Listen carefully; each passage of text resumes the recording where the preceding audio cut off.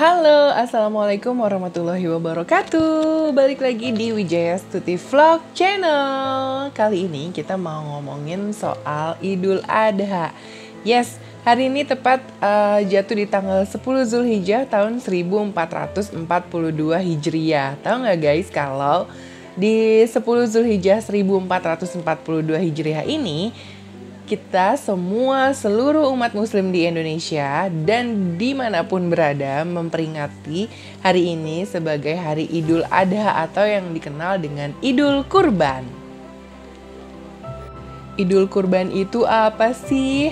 Ya, biasanya ini agak berbeda dengan amalan di bulan Ramadan. Kalau di bulan Ramadan kita berpuasa 30 hari full, tapi kalau di bulan Zulhijjah ini kita berpuasa kita berpuasa di hari Tarwiyah dan hari Arafah, yaitu di tanggal 8 Zulhijjah dan tanggal 9 Zulhijjah.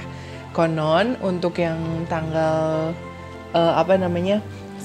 Tarwiyah ini, puasa Tarwiyah ini karena itu katanya awal pertama turunnya wahyu bahwa Nabi Ismail harus menyembelih anaknya Nabi Ismail. Tapi di tanggal 19 ini kayak wukuf Arafah. Jadi kita kayak toleransi sama orang yang pergi haji. Karena kan emang pergi haji cuman pas di Idul Adha aja atau di bulan Zulhijjah aja. Sementara kalau di bulan yang lainnya hitungannya umroh, bukan haji.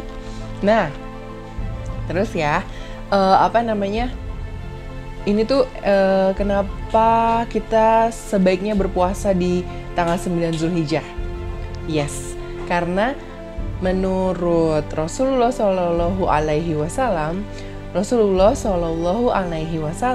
bahwa di tanggal 9 Zulhijjah ini jika kita berpuasa Arafah, maka Allah akan mengampuni dosa kita setahun sebelumnya dan setahun ke depan. Wah, subhanallah, mudah-mudahan kita semua bisa dapat sesuai dengan ganjaran dari pahala puasa Arafah ya guys. Oke. Kemudian ini tuh utama banget tuh di bulan Zulhijjah ini di tanggal 8, 9, 10, 11, 12, 13. Ini unik. Tapi dari tanggal 1 sampai tanggal 1 Zulhijjah sampai tanggal 8 Zulhijjah kita juga disarankan untuk berzikir karena itu juga hari-hari yang lumayan mulia. Di tanggal 10 hari ini kita 10 Zulhijjah 1442 Hijriah hari ini kita juga memperingati dengan Idul Kurban atau hari di mana masyarakat muslim bersukacita karena semuanya bisa memakan daging atau hewan kurban yang biasanya nggak bisa makan daging kambing, nggak bisa makan daging sapi, tapi di hari ini bisa. Walaupun memang sedih ya, karena Idul Kurban atau Idul Adha tahun ini tuh berbeda dengan tahun-tahun sebelumnya.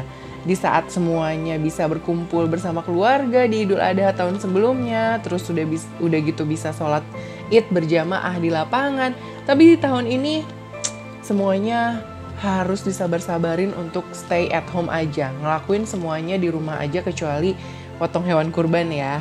Untuk potong hewan kurban pemerintah menyarankan untuk di RPH. Tapi kalau misalnya ada panitia yang memang ternyata menyanggupi untuk memotong hewan kurban di masjidnya atau di dekat rumah mereka, itu sah-sah aja. Intinya jangan sampai ada kerumunan dan hewan kurban terdistribusi dengan baik. Itu aja sih intinya. Kembali lagi ke kenapa sih tanggal 11, 12, 13 itu juga termasuk masih istimewa di bulan Zulhijjah. Ya, karena di tanggal 11, 12, 13 Zulhijjah ini kita tuh dilarang buat berpuasa karena ini masih disebut sebagai hari tasyrik.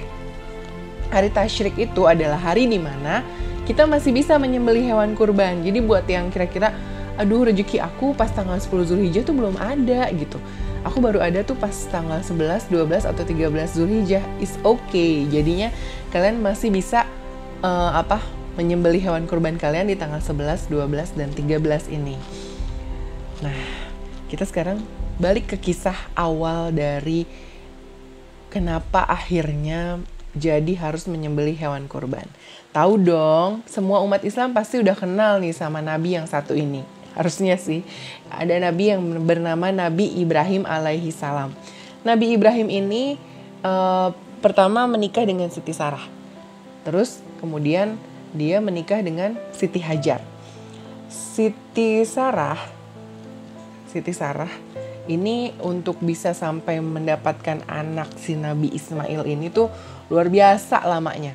Dari usia menikah mungkin sekitar 20-30-an baru dikaruniai anak usia 90 tahun. Bayangin, lama banget kan? Tapi dengan keikhlasannya, dengan ketaatan dan kepatuhannya kepada Allah dan kepada suaminya, dia merelakan anaknya untuk disembelih. Sampai kenyang tuh, maaf. Jadi pada saat itu Nabi Ibrahim alaihi salam mendapatkan wahyunya lewat mimpi bahwa dia harus menyembelih anaknya Ismail alaihi salam. Ragu? Pasti. Coba, sebagai Nabi itu sebenarnya manusia biasa yang cuma dikasih sama Allah itu kayak kelebihan dalam ketakwaan dan kepatuhan, juga kelebihan dalam mendapatkan wahyu langsung dari Allah.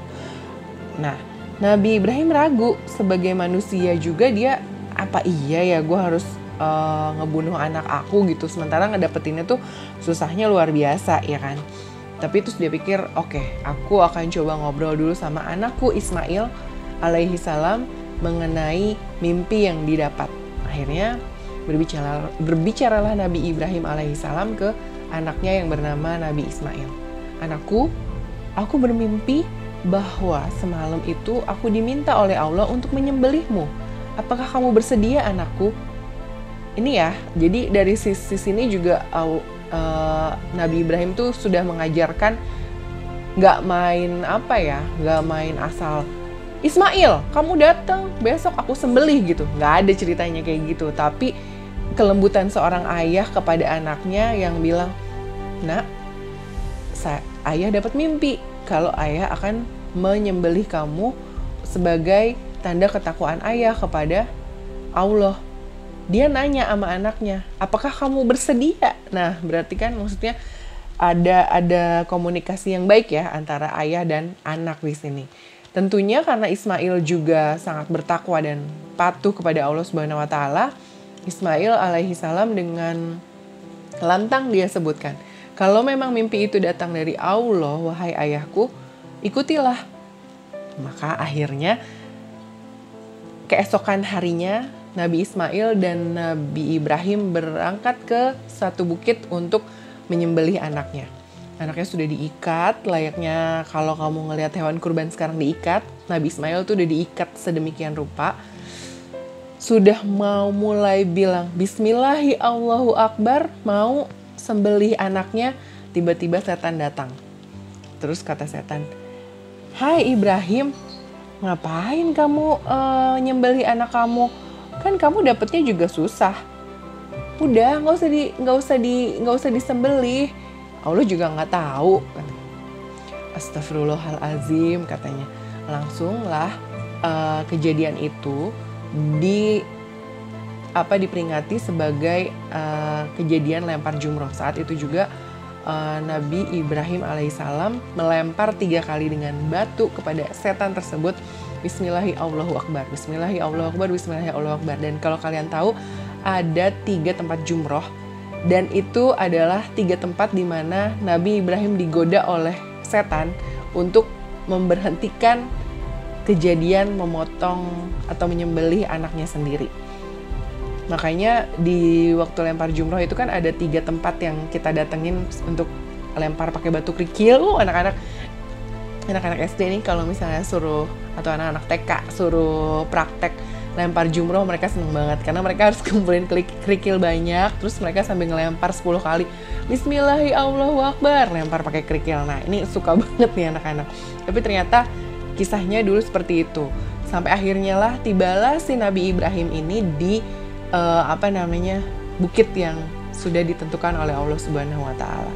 Saat ingin menyembelih anaknya dengan takbir Allahu Akbar, Allahu Akbar, Allahu Akbar, La ilaha illallah, Allahu Akbar, Allahu Akbar, walillahilham.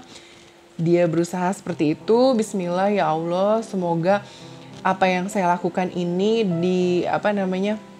diberkahi dan tidak menjadi sia-sia karena patuh dan taat kepada Allah Subhanahu wa taala. Bener aja, Allah Subhanahu wa taala memberikan hadiah dengan kedatangan malaikat Jibril dan mengganti Nabi Ismail alaihi salam dengan hewan kurban berupa, kalau nggak salah waktu itu digantinya adalah kambing merah. Kambing berambut merah. Mungkin sekarang ada atau nggak ada, aku nggak tahu ya. Tapi yang jelas langsung diganti dengan hewan kurban. Dan saat Nabi Ibrahim alaihissalam menyembelih yang dikira anaknya, ternyata yang disembelih olehnya adalah hewan kurban tersebut, kambing.